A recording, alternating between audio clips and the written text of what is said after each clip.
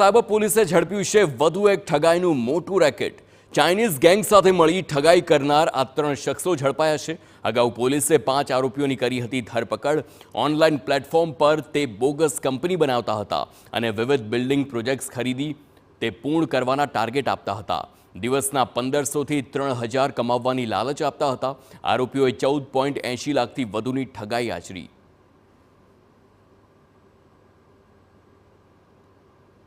Instagram અને વોટ્સએપના account ઉપર DLF company તરીકે એક કંપની કેટલીક લિંક મોકલતી હતી અને ઓનલાઈન બિઝનેસ કરવા માટે એમને પ્રોત્સાહન આપેલું હતું, જેમાં એ લિંકમાં ડીએલએફ કંપનીના કેટલાક પ્રોજેક્ટ હોય એ પ્રોજેક્ટમાં રોકાણ કરવાથી અથવા તો બુકિંગ કરવાથી એમને દોઢું રિટર્ન પાછું મળે બીજા જ દિવસે, એ ટાઈપની એમને સ્કીમો આપવામાં આવતી હતી।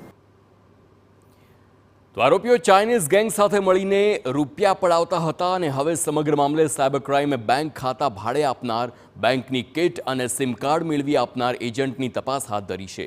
પોલીસ તપાસમાં એ પણ સામે આવ્યું કે આરોપીએ ક્રિપ્ટોનું પણ વેચાણ કરતા હતા। મહત્વનું છે કે પોતાના તથા અન્ય લોકોના ક્રેડિટ કાર્ડ આપનાર સહિત 8 આરોપીઓ સાથેનું નેટવર્ક ઝડપાયું છે। પોલીસે 14 mobile phone, 47 credit card, 6 debit card સહિતનો મુદ્દામાલ જપ્ત કર્યો છે।